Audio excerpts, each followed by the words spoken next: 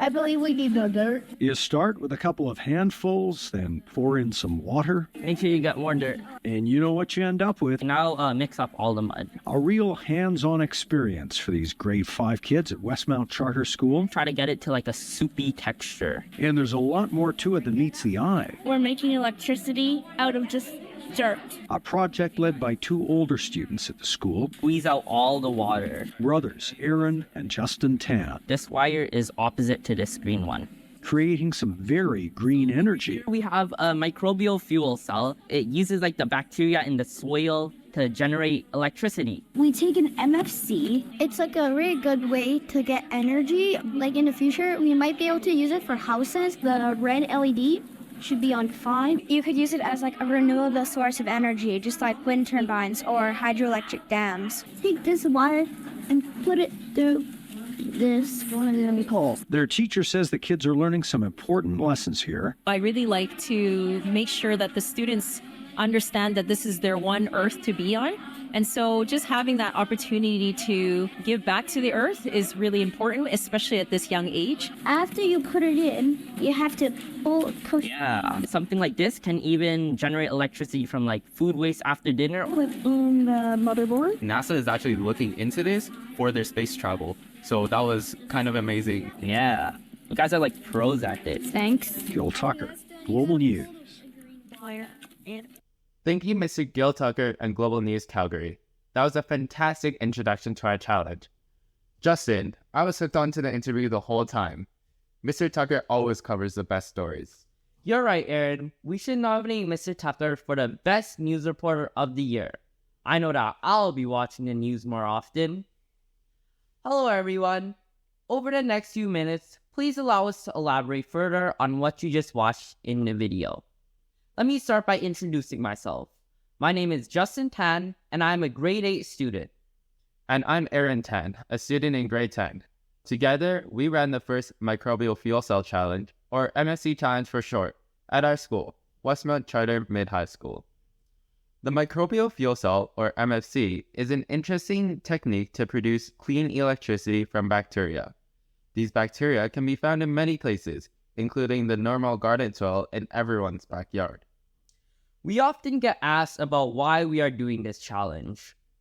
To do that, we need to go back a couple of years. In 2019, our dad brought home one of these MFC kits, and I was so excited to build one. Here's the first MFC that I built, MFC number 1. It is still blinking after 3 whole years. The only thing that I had added over the last few years was water. For me, I saw that NASA was actually looking into the use of MFCs to power future long-duration space travel.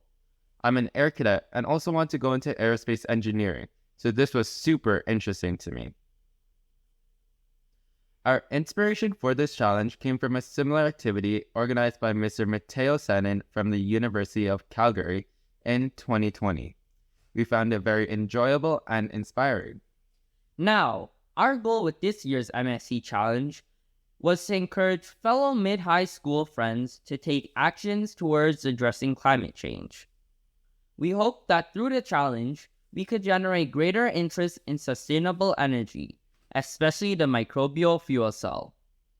We also wanted participants to have the opportunity to work in teams and help them hone their presentation skills. Enough of that. Let's talk about the part that everyone really wants to know about, the fun activities.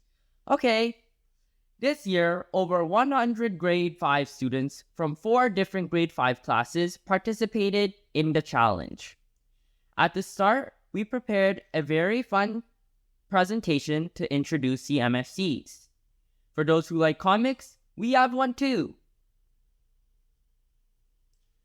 Then, on a bright and sunny day in February, we went to the school garden with Miss Ly's grade 5 class to dig up some soil.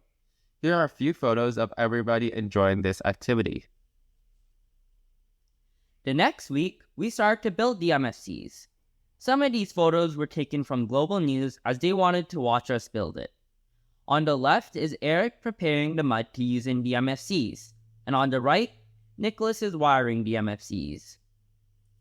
Here we have a picture of Team Sushi winners after they completed their MFCs. Their happy faces reminded me of how I felt when I finished my first MFC. Over the next 12 weeks, we did a lot of troubleshooting and started measuring the electricity production of each of the MFCs. Once they started blinking, the participants became even more excited. Some of the teams also started experimenting with different factors to try and increase the amount of electricity production. At the end of the challenge, we held a celebration to recognize the tremendous efforts and successes of the participants. The day before the activity, 20 of the 24 MFCs were blinking. We started the celebration with the game modeled after the very popular game show Jeopardy! Now, I wanted to know the class of bacteria that could generate electricity, and this is what I saw. It was amazing to know that so many knew the answer and were so eager to share. However, I have a feeling that the prizes played a huge part too. We also handed out certificate of achievements to those who completed the challenge. Quentin came to receive his certificate with a pizza in his mouth. The highlight of the evening was when the student teams shared what they had learned with everyone present. This included a panel of experts from both industry and academia. We originally set aside time for 12 teams to present, but 21 of the 24 teams wanted to do it. We also want to give a huge shout out to Alicia from Team Locked In on the right. None of her teammates were able to be there that day, but she still wanted to share the team's journey, so she bravely did it alone. She has all our respect. Prizes were awarded to the teams that generated the highest amount of electricity or provided the most engaging presentations. These winning teams also kept their MFC units so members could take turns in taking it home to inspire their friends and family. The audience was so impressed with their efforts and enthusiasm. One of our sponsors even came up to us and said that they would be happy to sponsor us again for next year's challenge. Here are some quotes that we got from the participants. Here's a quote from Bridget D. Creating this battery was kind of messy, but fun at the same time. Victoria W. mentioned the importance of time and patience to generate electricity from soil. Through this challenge, Zachary W. learned to expand his mindset and troubleshoot problems. Team Glasses Gang learned that MFCs are super eco-friendly. These are just a few of the many positive feedback that we received. We are so glad that the participants enjoyed the challenge and took away so much from it. Each MFC kit costs around $60, so we had to do quite a bit of fundraising. We approached many organizations and individuals. In round 1, Tempeaks and Alberta Emerald Foundation provided very generous donations. Then, Nature's Ride and Mr. Mateo Sanin sponsored 9 MFC units in round 2. Finally, in round 3, Solar Club helped when we needed to up the prizes and food factors at the celebration.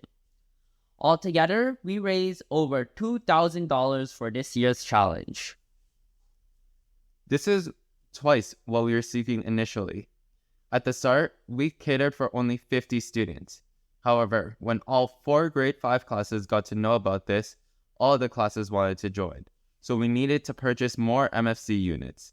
This way, teams are smaller and teams had more hands-on opportunity. We also want to thank all our sponsors. Without them, this year's challenge would not have been possible. Now, we hope we did not give the impression that we did this all by ourselves, as that is far from the truth. We worked very closely with all the incredible grade 5 teachers in our school, especially Miss Heather Lai, along with Mademoiselle Briggs from the Eco Club, and Miss Crookshanks from the Science Club. Without their help, we wouldn't have been able to do any of this so smoothly. So, what are our plans for the future? Next year, we are hoping to repeat and expand this challenge. We want to increase the number of participants and also involve other schools in Calgary and even all of Alberta. Of course, this is all dependent on the amount of funds that we can raise, though. Our dream is that 10 years from now, we can see an MFC in every household, similar to how we see solar panels on the rooftops of many homes today. Not only are we able to generate electricity from food scraps after dinner, but even from our own poop. Here is the website that we created, so please feel free to go into the website to get more information about the challenge. Apart from global news, we were also interviewed by Mr. Ted Henley from QR770 at CBC Calgary Eye Opener. The links to all these interviews are on their website. An Instagram that CBC Calgary posted after our interview has garnered over 1,000 likes. It would be great if we could hit 2,000 likes, so please make sure to like and share.